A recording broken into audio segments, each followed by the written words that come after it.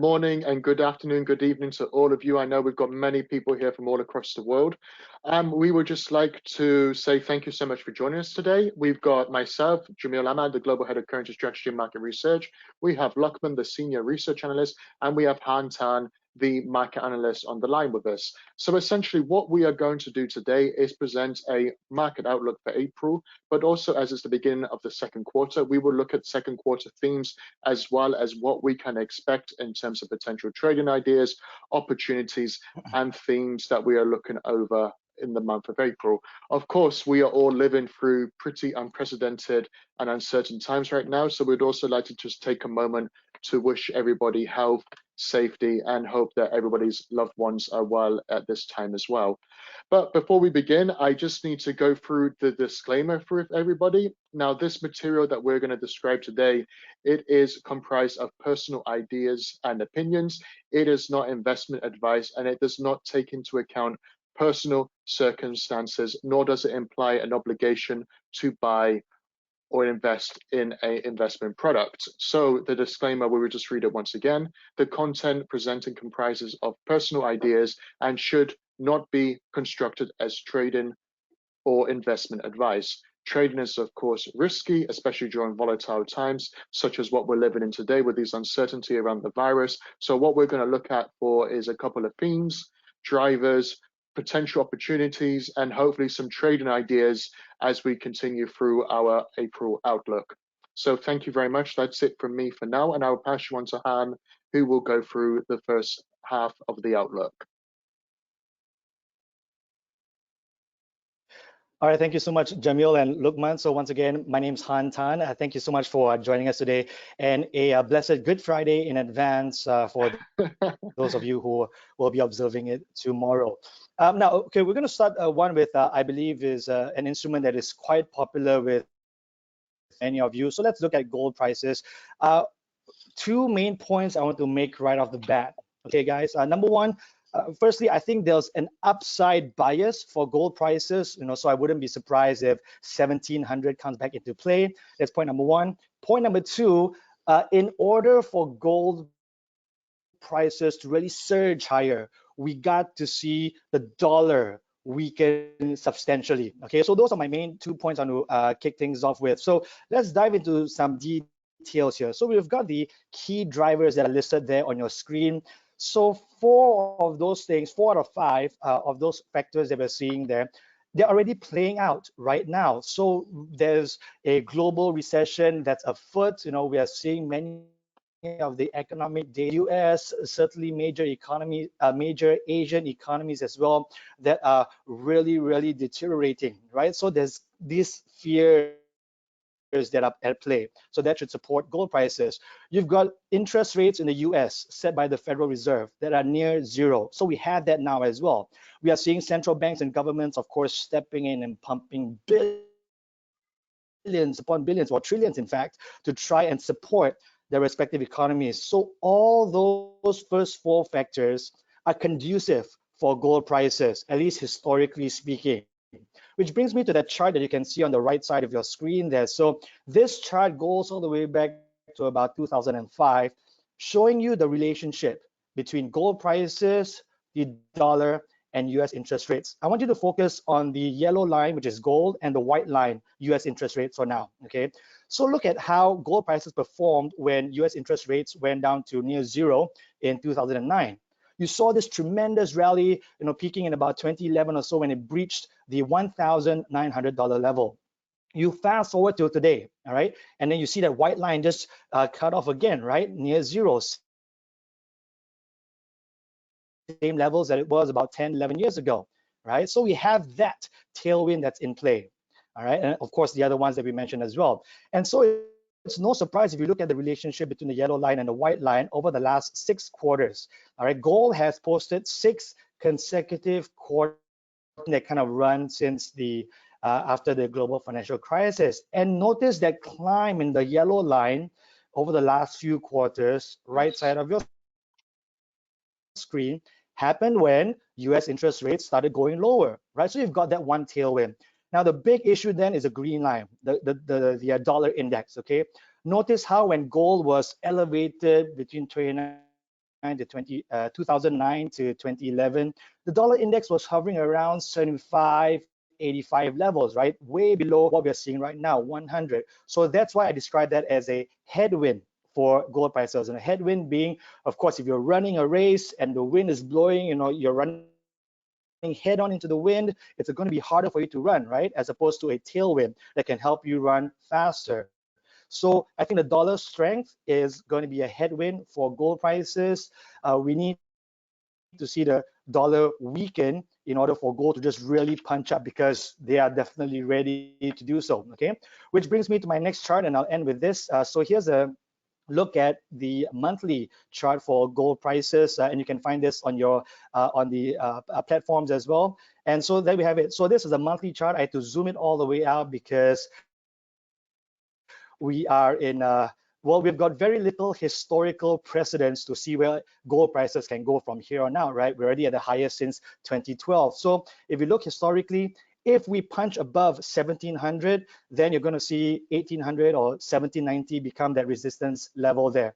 Now, if, because these are very uncertain times, we see the coronavirus outbreak peak over the coming weeks, and then risk sentiment just really gets a boost, then to the downside, we could see if it breaks below 1560, then I expect it to be supported well above that mid 1400s levels right there. So those are some key levels to look out for. And with all that in mind, I'm going to pass it over to my good friend Lukman now, who is going to demonstrate how you could place an order to take advantage of some of these potential opportunities in the market, specifically for gold. Over to you, Lukman.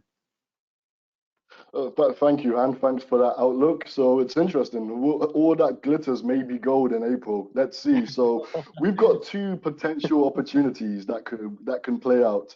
As you can see, there's always the upside and the downside. So just to add to what Han has said, if uncertainty remains a major theme and gold prices end up pushing higher, we've already got the key levels of interest right here. I see a typical breakout opportunity in play here. So hypothetically, if one wanted to really go long gold, this would have been a great opportunity. So we would have had a buy stop order around 1640 with a stop loss at 1600 and a take profit at the highs, around 1700. Now, if we do the risk reward, this would be, we're risking around $40 to make roughly $60. So it's a good risk reward trade. Alternatively, though, what goes up could come down. So if somebody was more negative on gold, and adding to what Han said, if we saw a breakdown below 1600, so I'm actually going to place what we call a sell stop trade, meaning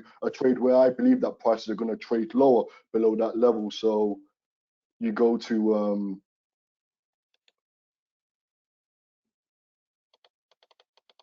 1600, and my stop loss would be around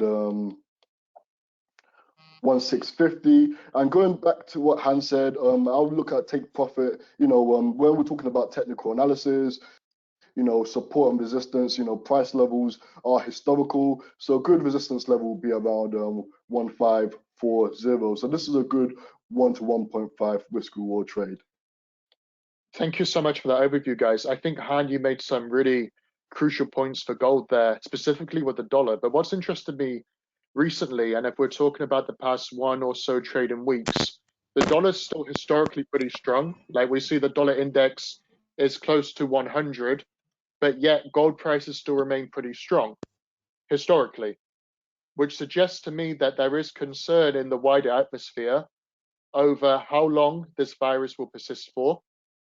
The longer that it does persist with uncertainty over when the peak will be, the longer it will take to see a deeper economic fallout, because clearly the lights are off on the world economy right now, and it's going to take a long time for things to get back to normal, given the unprecedented situation that we're in. And thirdly, jobs data, economic releases. There's going to be a lot of sensitivity that can potentially import a lot of volatility across different asset classes, global equities, I mean stock markets, and of course gold prices would fall into that volatility line, because investors will react sensitively to any news right now around the coronavirus, whether that's potential impact on the world economy, potential impact on jobs, potential impact on everyday consumers, or as importantly, how much longer this situation of the virus can persist for.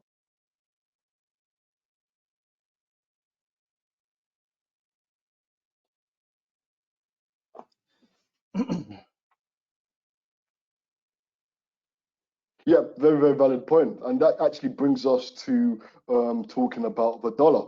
So in the first quarter of 2020, King Dollar was able to defend the throne. And I expect the dollar to defend its throne in April and moving forward. Now, there's three key drivers while I expect the dollar to maintain its grip on the Iron Throne. So we've got this dollar funding crunch, what we call a dash for cash. So as time goes on and investors come to the harsh reality of the coronavirus and economic data continues to paint a gloomy picture, investors may decide to liquidate riskier assets to move to cash. The dollar is the most liquid currency in the world, so there'll be a lot of appetite for it. At the same time, banks and businesses may simply hoard their dollars in an effort to pay their debts and keep businesses running amid the coronavirus uncertainty. My second point is that there is going to continue to be safe haven demand for the greenback. The dollar is seen as it's the world's reserve currency. It's liquid. It's high in demand. At the same time, when we look at the United States, okay, the United States is not bulletproof, but there is this thought that no matter how bad things are in the United States, it may be more resilient compared to other economies in the world, especially when fighting this coronavirus outbreak. These are the two factors I see supporting the dollar in this coming month. However, though, I think the major headwinds is the cracks in the US economy. If we saw last week, we saw those horrible US jobs reports, and it's starting to show that the coronavirus is starting to seep its way into the largest economy in the world. And I think as more negative economic data continues to show, investors may start questioning whether the dollar deserves its status as a safe haven currency. Now, moving ahead, when we're looking at the technicals, so in April, there's two things. The dollar index could trade above 103 and beyond if uncertainty remains a major theme and the dollar maintains its safe haven status. However, though, if the market sentiment improves, as we've seen in the past few days, and there's hopes over the worst of the coronavirus being beyond us and things are stabilizing, this may reduce appetite for King Dollar, with the dollar index trading back towards 100. Now I'm going to share my technical chart on this so you can see the setup on the MetaTrader 4 platform. While you're doing that, Luckman, I think that you've made a few really critical points there. It's a question of whether investors want cash, which means the dollar, whether we want to put our dollars underneath the pillowcase right now, like the tooth fairy as we're growing up, or whether we believe that the dollar will now fall in line to the United States being the capital of the coronavirus outbreak, because this is where the major cases are coming, and where the major cases and unfortunate fatalities are arising, the longer the economic impact will be. So will international investors want the dollar as cash to stick for the tooth fairy in the pillowcase scenario, or do investors now look at the United States data, 10 million jobs lost over the past 2 weeks? The United States is obviously the world's largest economy, which isn't good for any economy if the US economic headwinds do persist. And as a result of that, does that weaken the dollar? So it's that tug of war I think we're going to see now, potentially for trading ideas in this situation. Do we tug the dollar one way based on it being the world's reserve currency and cash, or do we tug it in the other direction, that the dollar is now in the homeland of the United States, is where we have the coronavirus outbreak? And I don't know which way you guys are going to pull that tug of war, to be honest. Cash is king, dollar is king. So I've got my chart showed on at MT4, and we can see the dollar index in a weekly time frame, and it's been extremely volatile, as been highlighted right here, and we can actually see a possible breakout strategy hypothetically, with what we were saying earlier in regards to the dollar being a reserve currency and investors, dash into cash and uncertainty, boosting appetite for the dollar. A breakout above the 1010 level could encourage an incline higher towards 103. And in such an opportunity, we can actually see a possible higher low being created around 99.90. So this will be our stop loss level. So in such a setup, we'll be risking roughly, just say 100 pips to gain 200 pips. So this is a sweet 1-to-2 risk reward ratio. Alternatively, though, when we're with what we were saying as well, what goes up could come down, what goes down could come back up.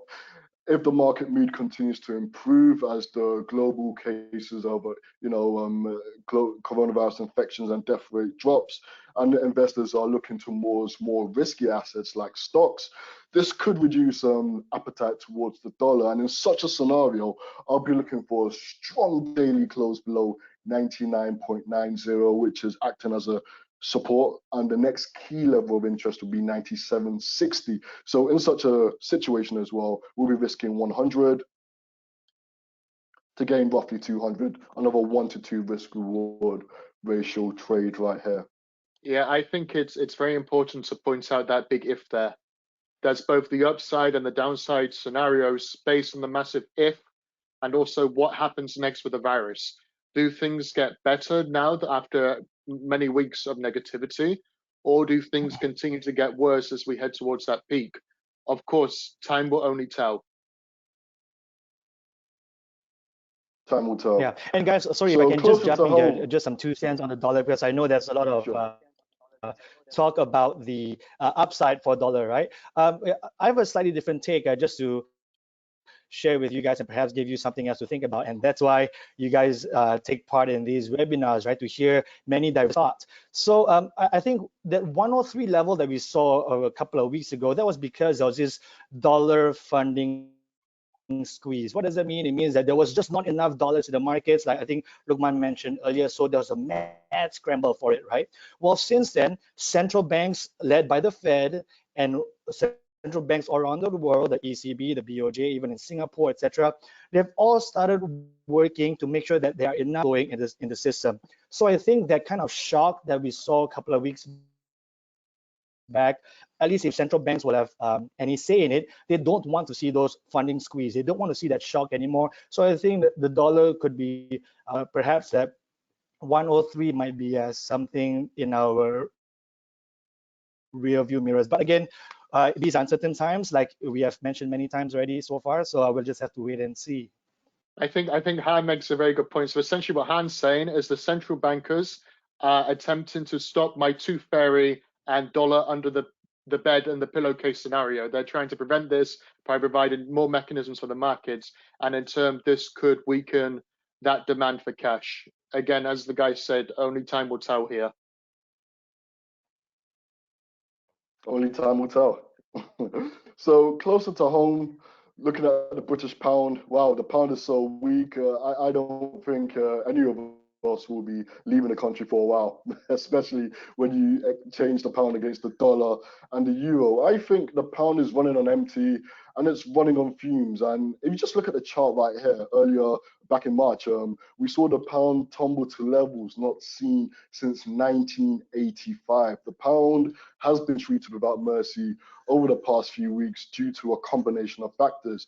I think the first key driver is that the fears that the United Kingdom will enter a recession. So we saw economic growth in the final quarter of 2019 basically flatline, and this was before the coronavirus swept through the UK economy like a crazy tornado. Now, with all the lockdowns in place, and consumption, seeming to reduce, this is likely to really hit economic growth in Q1. So that's the first thing really weighing on the British pound. The second is that investors are looking for more liquid assets, and this is going back to what we're saying about the dollar. Why have the pound or other currencies when you have the most liquid currency in the world? And finally, the probability of a so-called cliff edge Brexit are increasing. The UK government, as we can see, is using all their energy trying to contain this coronavirus disaster, and there's little time to really talk about Brexit. We haven't really heard much about it in the media, so there's concerns rising that with all the time used on the coronavirus, there'll be little time to secure any post-Brexit agreement, meaning that the chances of a cliff edge Brexit happening, if it does happen at the end of 2020 is increasing, which simply means more uncertainty for the UK economy.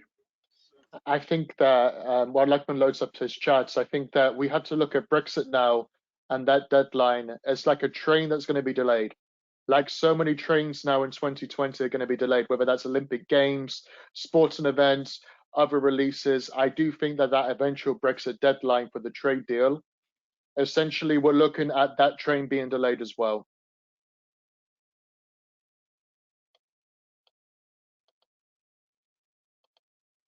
So I've got my chart loaded. If you can see the pound US dollar on the weekly, and as I said, we've got two possible opportunities that could play out. The pound US dollar could either slip back towards 120, or we may see a breakout above 125, which is a breakup setup. Now I'm going to load my MetaTrader 4 platform.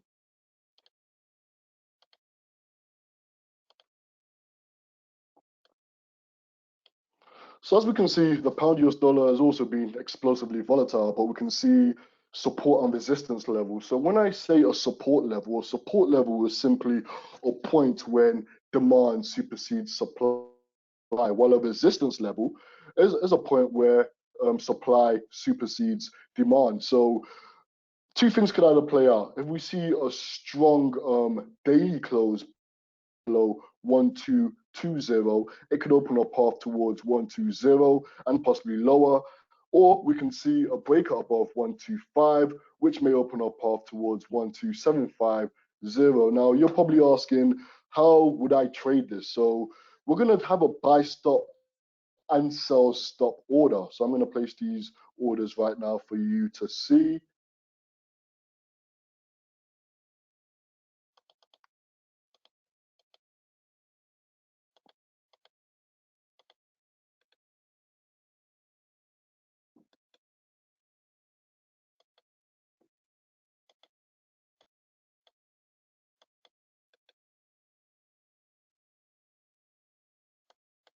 I think while it's loading up, so Luckman, what is the difference between a buy stop and a sell stop? So absolutely. So while it's loading up, a buy stop order is simply an order you place where you believe the prices or the currency or commodity is going to break up above a current resistance level and trade higher, while a sell stop order is an order you place. So essentially, It's an guys, order you place when you believe. Yeah. So essentially, guys, a buy stop order does imply a future buying position on a certain asset that you will put into the market in the future. And on the flip side, Luckman, if you could please explain what the sell stop order is. So a sell stop order is an order you place where you believe that prices are going to trade lower to a lower level in the future.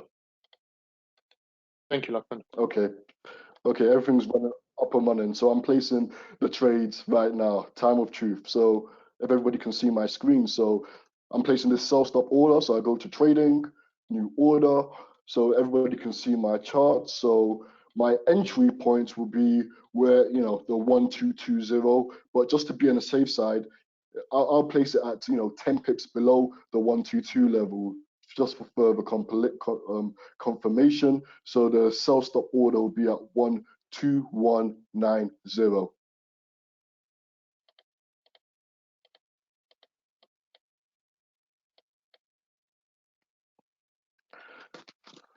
My stop loss. So earlier we spoke about having a 1-to-2 risk reward ratio trade, and right now we can see that the next key point, 125 is a bit far away, but if I was to go in a daily time frame, let's just say that we have a sell stop around 123, because this has been a sticky level over the past few days.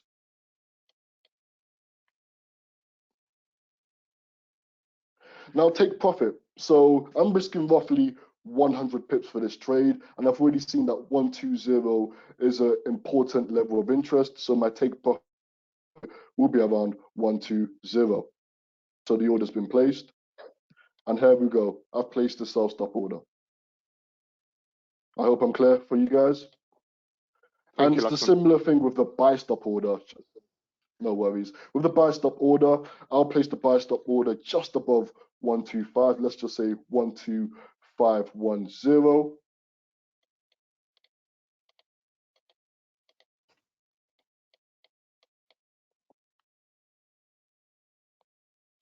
My take profit will be at 12750. And we're talking about stop loss. So I would like to place a stop loss order in a place where I know it will protect my trade and it's not too tight. So I think I'll place a stop loss. And if I want to respect the good risk reward ratio, so this is like 250 pips away. Remember, we're talking about setups that we're seeing will play out in the whole month of April. So these are trades that will be open for 1, 2, or even 3 weeks. So my stop loss order, I think, will be around just below 124.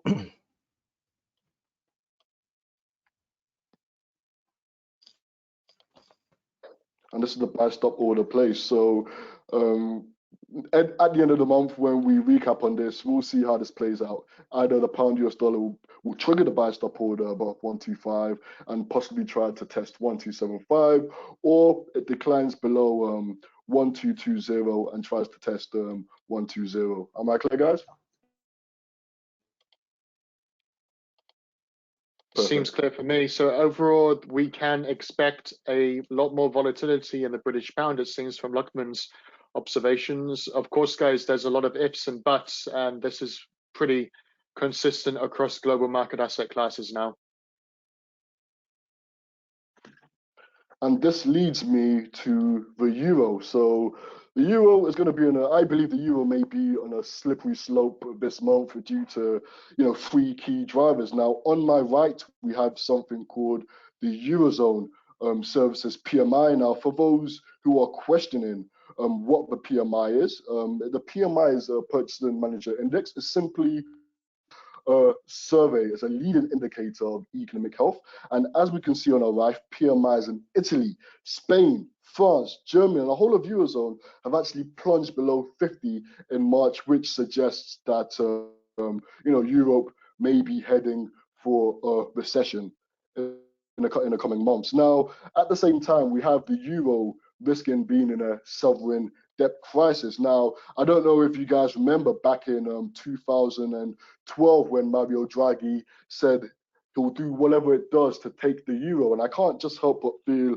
a familiar sense of deja vu. Now, this is all spanning from Italy because Italy's debt to GDP ratio is about 135, and this was before the coronavirus really hit the Italian economy. Now, with things getting bad, there's concerns that debt crisis in Italy could have a contagion effect and spread through the whole of the Eurozone economy. Now, the question is if Christine Lagarde would follow what Mario Draghi did by doing whatever it takes to save the euro by bailing Italian banks out. This is a key theme I would like us to look out for in the coming quarters. Now, finally, the final thing that I believe will really weigh on the euro, especially in April, could be a stronger dollar. Dollar remains king. If uncertainty, sends investors towards the safe embrace of king dollar, this will translate to the euro dollar possibly sinking lower. Now, on the next slide, I've got 2 possible outcomes that we can see on the euro dollar in April. So the euro dollar has the potential to sink below 10650, or we can see a technical rebound if 10780 acts as a support. Back to the MT4 platform. So as we can see how things play out on the daily, we can actually see a triangle formation, what we call a squeeze. A squeeze is happening where, prices are starting to range. Now, when something like this normally happens, the move up or down is really, really explosive. And we've already actually identified, major support or resistance levels. Now, just let's say the euro dollar continues its slippery decline lower, a breakdown below 1.0780, as we can see right here, may open a path lower towards 1065. Now, to trade such an opportunity, I'll be looking for a solid daily breakdown below 1.708. If 1090 acts to be a strong resistance level, this could be a possible stop loss, which should protect the trade to open a path towards 1065. But alternatively, if as Han suggested earlier, if the dollar falls out of favor and is unable to hold its grip on the Iron Throne and the dollar weakens this month, the euro dollar could push higher above the 1090, which may open a path towards 1.10. But as we said earlier, we're on uncertain times and anything could be on the table. So I'll now pass it over to Han, which would discuss about crude oil and search for a stronger floor. All right, Lukman, thanks. Actually, Lukman, if you can go back to the previous MT4 chart. So again, I've got a different interpretation of that, the one on the euro dollar. And just to be clear, so I don't expect the dollar to just weaken and just fall out of favor, just capitulate, right? What I'm looking for is actually signs of stability in the dollar, because it's in the interest of the Fed and of course many central banks around the world, exporters, businesses, you name it, they want access to dollars and they prefer a stable dollar. So central banks are working really hard, pumping in billions and trillions, trying to stabilize the currency markets. And I think that's what's exemplified in that euro dollar chart there with the narrowing volatility. But yes, so moving on to oil, and now I hope that my signal holds up well here. So moving on to oil now, gentlemen, ladies and gentlemen, look, I'm sure you have heard us use the words potentially, ifs, buts quite a fair bit so far in this presentation. Well, for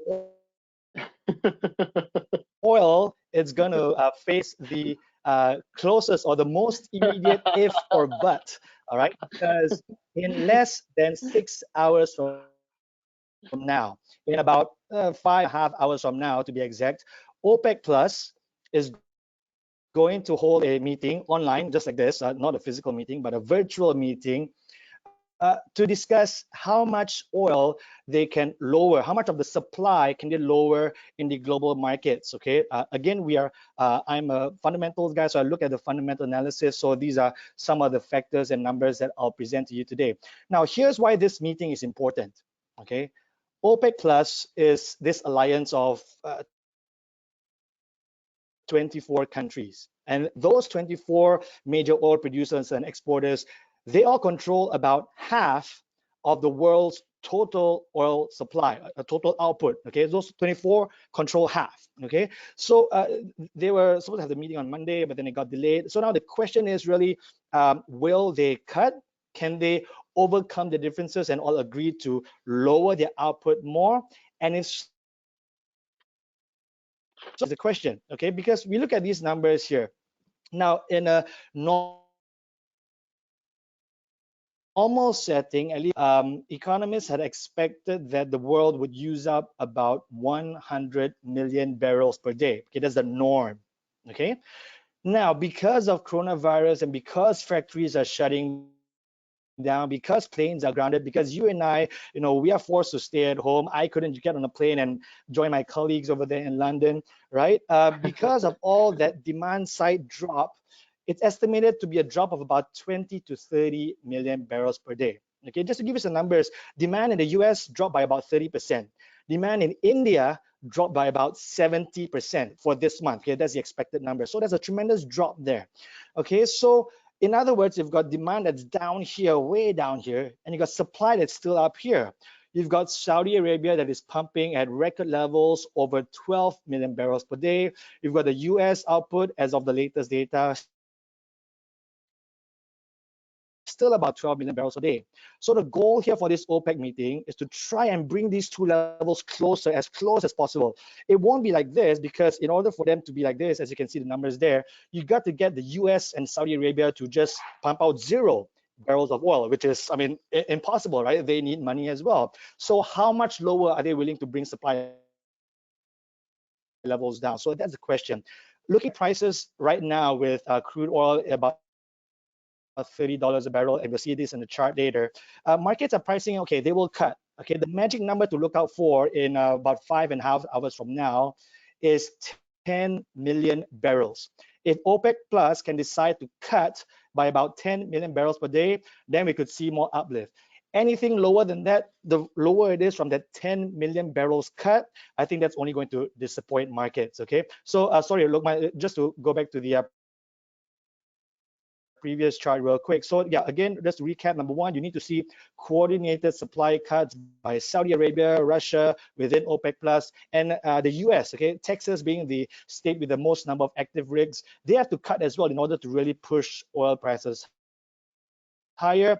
Even then, the main goal here is to stop oil prices from just falling even further. Okay, upside, I think it's gained, is capped. Okay, why? Again, because of the demand side destruction, planes grounded, factories closed, you and I not driving around. There's not a lot of demand for oil. So let me just wrap this up with the final chart here, guys. So again, you can check this out on your MT4 platforms as well, or onto the next chart. So again, the key levels I'm looking at, like so earlier today, I was trading around $30 per barrel. This is the daily chart for crude.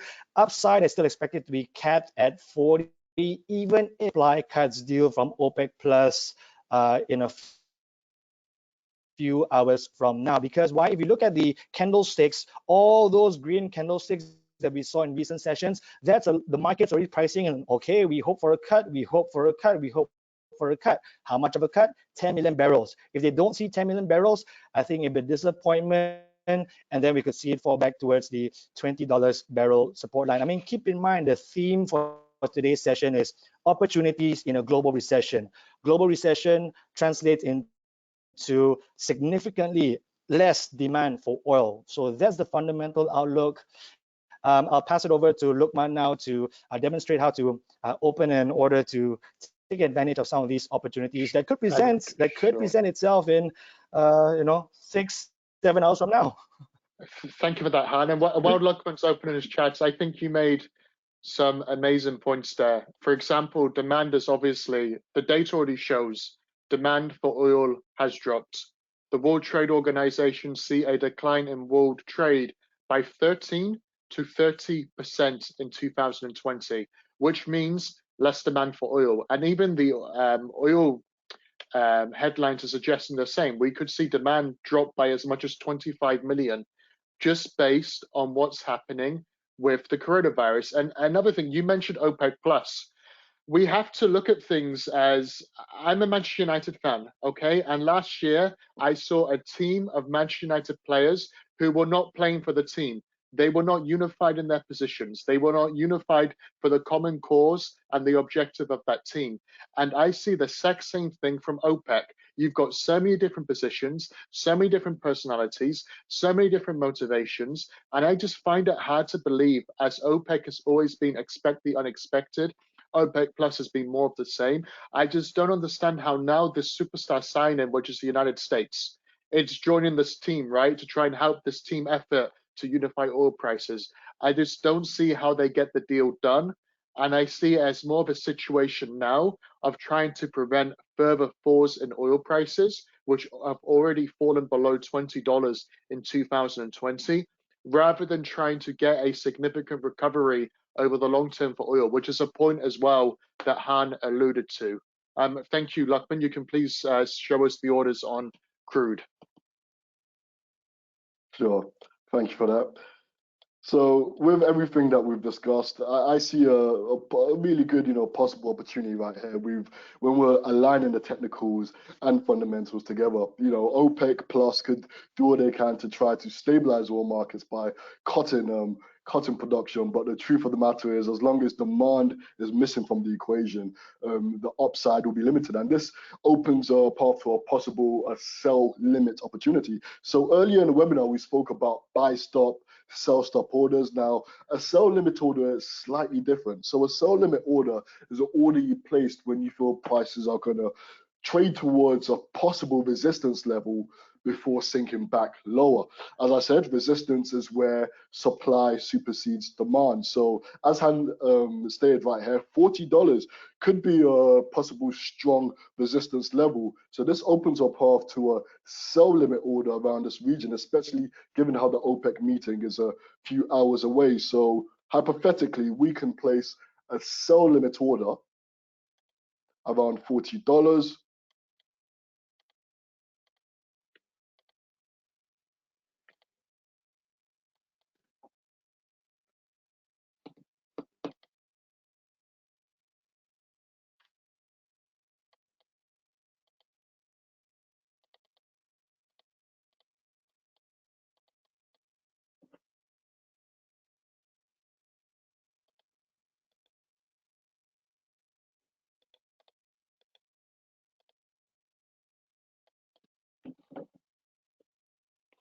our stop loss could be around 48.75. Now, the reason I'm saying this is because when we identify what makes a uptrend or downtrend, a downtrend is identified as lower lows and lower highs. And as we can see, the if prices trade back above this regions, the significant lower highs around 48.75. And I take profit because we understand the fundamentals and we understand that the global economy could be heading for a global recession, which means a really significant drop in demand. Our take profit could actually be back around $20.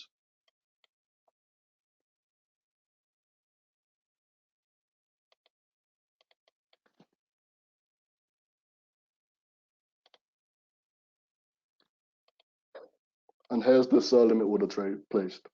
So let's see how this plays out. This could be triggered today. It could be triggered next week. As we identified earlier, this is uncertain times and always expect the unexpected.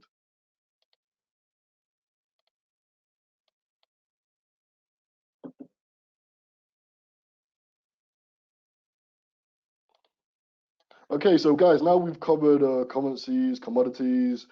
A question is, what else can we do to pass time? I'm going to hand it over to Jamil. Thank you so much. So exactly, in this environment right now, when so many of us are restricted and not allowed to go out due to the government restrictions and the lockdowns that a lot of us are facing, what exactly is there to do to pass the time? And the answer to many has been Netflix. We would spend more time streaming Netflix, watching Netflix TV shows, and adapting our time to other streaming devices, whether that's Amazon Prime or Disney. We'll talk about those more earlier. But it seems that idea that we would spend more time on something like Netflix based on us having less opportunity to do anything else outside, that has already been considered into investor valuations. Like, for example, we have had the S&P 500, the NASDAQ, and the Dow Jones all dropped by 20% in the period from January to March. But as we've begun April, we can actually see that Netflix has been the diamond. It has been the diamond performer of our corporation stocks, because despite all the negativity in world stock markets, we saw the biggest drop since 2008. Some stock markets, some asset classes saw the biggest drops for decades. If we talk about the British pound, and at one point gold on a weekly basis too. But in fact, despite all of this pessimism and worry elsewhere, Netflix stocks are 14% higher year to date.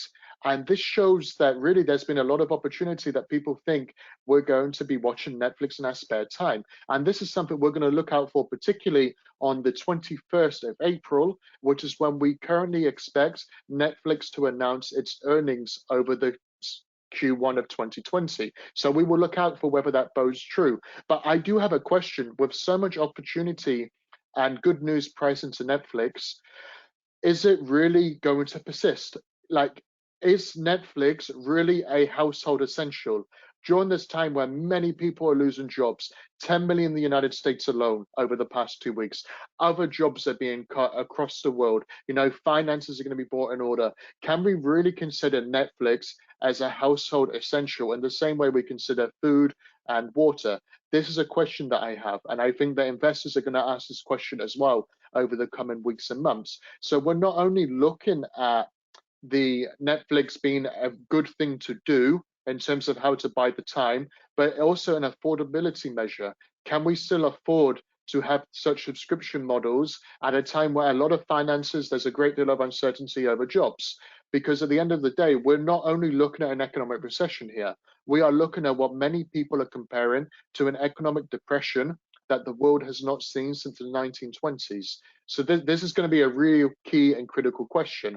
And also what we can see from our chart we have, and Luckman's got his mouse on it right now, is how critical international expansion has been to Netflix. But despite this, the United States is still a huge market alone for Netflix. We can see as well that, the huge proportion here in the darker red colors for 2019, this is how much of the memberships come from the United States alone.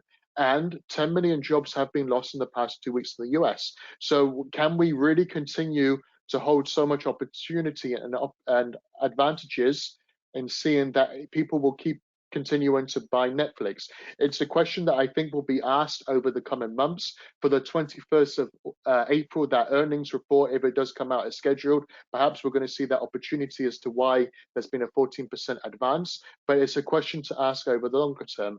Luckman, if you don't mind, just please show in my next slide. So historically, what we can see if we look on the monthly time frame for Netflix is that we are heading towards what has been a stubborn resistance path for Netflix price over the past 2 years. And that has been the area around $385. We've seen quite a few rejections in our candlesticks where the price has approached $385. However, it's then come back lower in price. So the opportunity here is whether this feel-good opportunity and feel good sentiment can continue in Netflix over the coming weeks and months. And if it does, we could see an opportunity here to finally push past that $385 level. And despite the US markets being closed right now, and they're going to be closed for another 3 or 4 hours, Luckman, if you don't mind just showing a potential opportunity as to what we could do for Netflix in terms of we wanted to buy the stock. Absolutely. Just to add to what Jamil said, this is an amazing opportunity that can play out. And if you look on the MT4 platform right now, I'm going to discuss 2 possible opportunities that could play out. In fact, I've actually already entered this trade on the basis that 385 could act as the stubborn resistance, as Jamil has identified. So yes, we can see there's been consistently higher highs and higher lows, but for an extended period of time, this 385 has been the gatekeeper preventing prices from pushing back higher. So firstly, there's the way we can play this is if we believe that Netflix could trade lower, we could either already done an instant execution of a stop loss just above 385 and I'll take profit around 330 because this was where the previous higher low was. Or if we want to be more conservative, when US markets open, we could actually play a breakdown opportunity below, an intraday breakdown opportunity below 360 with a take profit around 330 and a stop loss around 385. And if you look right here, this is risking around, let's just say around 25 for 35. So it's still a good risk reward trade. Now, on the upside, if we believe that Netflix has the potential to push higher, especially with the times we're in right now, a solid breakout above 385, when I'm in a solid breakout or weekly close above 385 could encourage an incline higher towards 420. And in this situation, our stop loss will be around 360. So we'll be risking around 25 to gain a possible 35 as well. So it's a good opportunity, but we have to see how this plays out, especially in the weeks ahead. Especially with that earnings report, guys, on the 21st of April. Let's see if those earnings still come out as scheduled, because obviously a lot of events are being pushed back right now. But there's a lot of questions to ask now as to whether Netflix can continue what really has been the diamond of 2020 so far. We've only got a few minutes left before we start the questions and answers. So I will now quickly go on to our final topic. So when we talk about diamond performance, we've also had some losers of 2020 that have fallen in line with the market chaos we've seen in global stock markets and other financial classes. One of them has been Walt Disney. Now, Walt Disney, don't get me wrong, it is a wonderful company with great heritage. The company has been around for close to 100 years. It survived through war times, it survived through economic recessions as before, as well as economic depressions and everything else that the world has seen over the past 100 years. But it has had a 2020 to forget. It has lost as much of a third of its overall stock value. Now, one of the highlights is Disney Plus. We talk about families having to stay at home right now. Disney Plus, which is their own streaming platform for family entertainment, that's being released more internationally in 2020. And we can already see that the subscription numbers for Disney Plus are much higher than what was anticipated. For example, in the past 6 months, Disney Plus subscribers has equated to 50 million globally.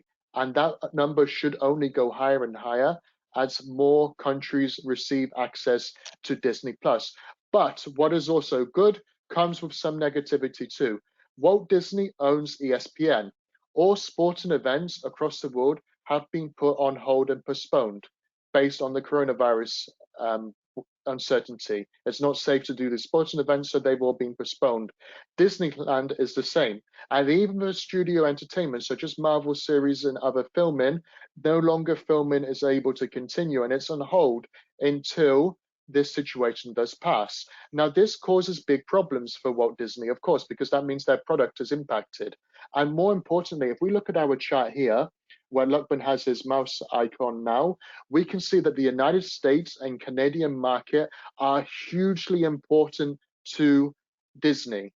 It equates to as much as 5 times of the revenues as what Europe does. That's how much of a gap there is from the small to the larger markets for Disney. But with so many jobs being lost in the United States right now, with the United States facing the coronavirus epidemic and all the other uncertainty that that could bring, with jobs as well, 10 million jobs being lost as we keep repeating, you just have to wonder whether, again, essential purchases, whether all of these ESPN coverage at Disneyland, the entertainment, whether that's now going to impact the revenues, which will come out with the next earnings is scheduled for May. So let's say this opportunity for pessimism and negativity persists, we could see maybe potential further decline in the Disney stock. And Luckman will just briefly show a potential selling opportunity before we answer some of your questions.